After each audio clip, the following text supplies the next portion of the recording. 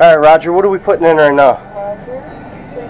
We are putting in our box. It's called the Cathedral Ceiling Sport Box. This is going to steady, give us a nice trimmed off place to run our pipe off the back of the stove. And this is not just regular pipe. I want people to understand, we're not just running some single wall pipe here. We want to be very, very concerned about temperature here. Especially should this ever have a chimney fire, which is a no-no.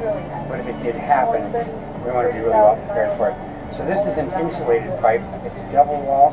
It's got an insulation value between the walls. So we're automatically reducing the temperature as it comes through this cabinet. Then what we're going to add to that is a section of pipe like this around this pipe. And we're going to insulate the area between the two pipes. So we're going to have an insulated pipe inside an insulation wrap, inside another pipe coming through that box and through the ceiling. So it'll keep it nice and cool at all points in time. So that's about, what, 2-3 layers of insulation with the box, right? Yep. Nice. Gotta keep it safe or you shouldn't do it at all. And Home Depot didn't have any pipe. Now, so we've got this pipe coming off the back of the stove. Comes up into that black box that we saw down below. As it passes through the black box, we have another section of pipe, and I'm insulating between the 2 layers of pipe so that should this pipe ever encounter a chimney fire, we're not going to have heat radiating out of this insulated pipe into the roofing section. So here, insulated pipe, insulation layer, pipe edge, and as we go down through the cabinet, we go through that box, so it's super duper insulated, and you will be able to keep chocolate chip cookies in that cabinet without melting. So now that metal piece, what is that?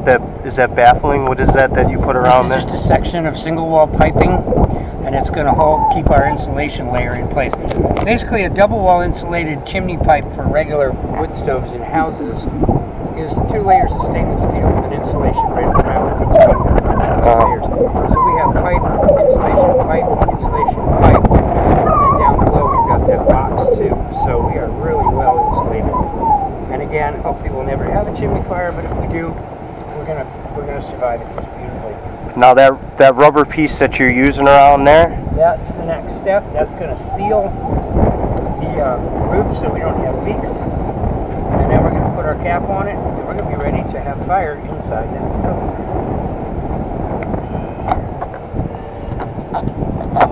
So I'm gonna go and grab a tube of insulation, or tube of sealant. I'm gonna go underneath this with that sealant, and I'm gonna run a screw every inch so that water can never penetrate that area. Gotcha. Now can us RV folks use any of the the sealant stuff over top, around that, or? You could go right over the top with it. Yeah, okay.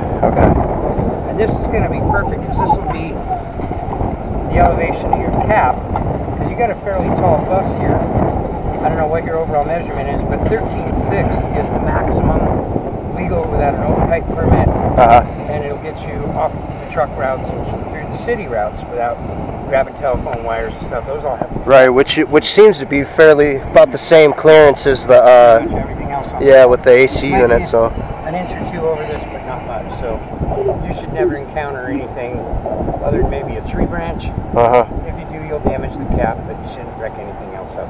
Right on. Good. I'm gonna see. Yeah, I think I got a little bit of that on my finger. Oh, all right. Rolling? All right, yeah, so where are we at now? Okay, so we used Henry's, turn this around, Henry's rubberized wet patch. This is awesome stuff. You notice the roof is wet here.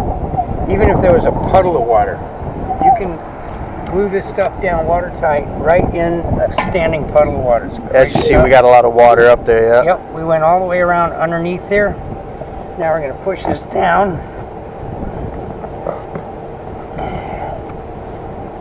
And we're going to run a screw every inch all the way around that thing so this baby will never leak. If it does, I'm a monkey's uncle. In our political atmosphere, I shouldn't say that, right? No, I don't have an attitude about our government. Not a bit. I trust them. to do everything wrong. Hey, you gotta do it the wrong way to make it the right way, you know, next time. I guess that's the way they think. This time around, you want to get it the right way.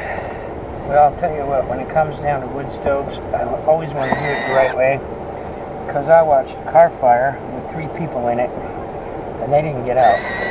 Oh man. That is not funny.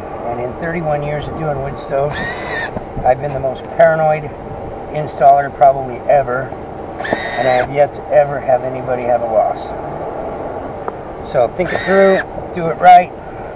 You won't ever have the displeasure of knowing you did the wrong thing and caused a problem. I hear that.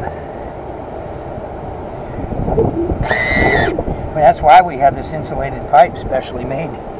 Well, there's 2 reasons. One is safety, obviously, is first and foremost, but it actually has to do with performance too. If you get in a really super cold climate and your flue gas temperatures are low to begin with, then the pipe can super cool and you lose the performance end of the stove, and you can have condensation problems and all kinds of issues.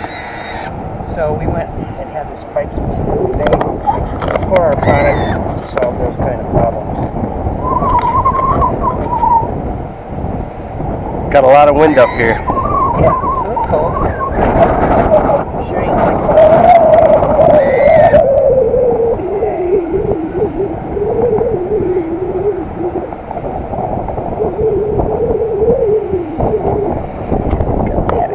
Okay, so again, we've got insulated pipe coming off the stove, running through a box, which I've been filling this box up with insulation.